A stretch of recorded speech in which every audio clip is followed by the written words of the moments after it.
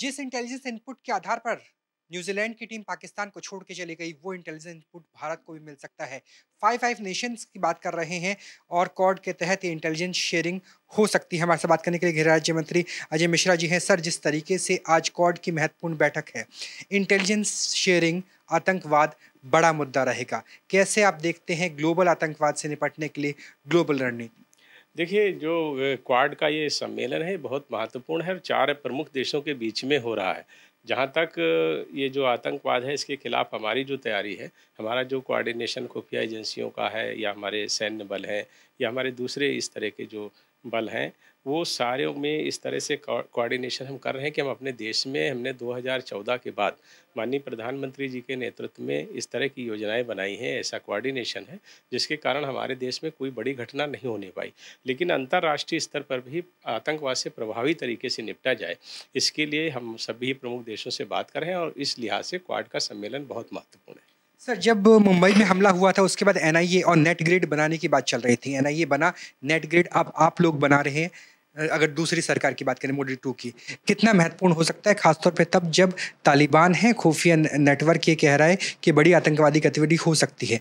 उरी में भी अटैक। देखिए, आप ये देखेंगे कि मैंने जैसे अपने आपके पहले प्रश्न के उत्तर में कहा कि हमने इस तरह की कोई घटना नहीं होने दी, तो इसके पीछे हमारी योजना है, स्ट्रेटजी है। हम जो काम कर रहे हैं वो चाहे नेट ग्रिड का, जैसे आपने अभी जिक्र किया, ऐसे समन्वय हम बना रहे हैं कि हमारी सारी खुफिया एजेंसियों से लेकर के जो सैन्य बल हैं, जो मौके पर मौजूद होने की जिनकी रहती है, जो बॉर्डर पर हैं, इस तरह से जो भी लोग हैं उनके बीच एक इतना बेहतर समन्वय है कि ऐसी सारी सूचनाएँ हम कलेक्ट कर रहे हैं और आतंकवाद के खिलाफ बड़ी और प्रभावी लड़ाई लड़ रहे हैं, जिससे कोई भी आतंकवादी मंसूबा, चाहे वो हमारे पड़ोसी देश का हो, उसकी खुफिया एजेंसियों की मदद से हो रहा हो, वित्त पोषित हो, हमने हर को असफल किया है। और आंतरिक सुरक्षा के लिहाज से देखिए, क्योंकि धर्म परिवर्तन का लगातार केस सामने आ रहे हैं और ये भी कहा जा रहा है कि जो अफगानिस्तानी भारत में रह रहे हैं वो भी एक स्लीपर सेल की तरह काम कर सकते हैं, धर्म परिवर्तन को भी और शरणार्थी को। देखिए, ये एक गंभीर विषय है और हमारे प्रधानमंत्री जी, हमारे गृह मंत्री जी लगातार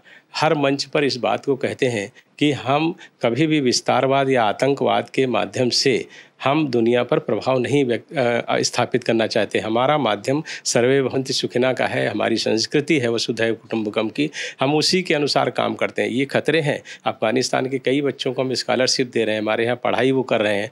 ऐसी सारी मददें भारत करते हुए आतंकवाद के विरुद्ध किस तरह से लड़ाई लड़ेगा, इसकी सारी हमारे पास तैयारियां हैं। एक देखिए, बहुत ही प्रतिबद्ध सरकार इस समय काम कर रही है। हमारे पास योग्य और क्षमतावान नेता हैं जिनके नेतृत्व में लगातार हमने इन सारे प्रयासों को असफल किया है। धर्मांतरण की बात है, वो निश्चित रूप से गंभीर विषय है, उस पर सरकार काम कर रही है। उसके लिए हम निरंतर नए नए जो नियम हैं, कानून हैं, उनको भी ला रहे हैं और प्रभावी ढंग से उससे निपट रहे हैं। इसी के कारण ऐसे लोग सामने आ रहे हैं। एक अंतिम सवाल असम को लेकर के, क्योंकि कांग्रेस लगातार भुनाने की कोशिश कर रही है कि असम सरकार द्वारा प्रायोजित हो रहा है जिस तरीके से। देखिए, कांग्रेस के पास अब भुनाने के लिए कुछ बचा नहीं है, उनके पास कोई मुद्दा नहीं है।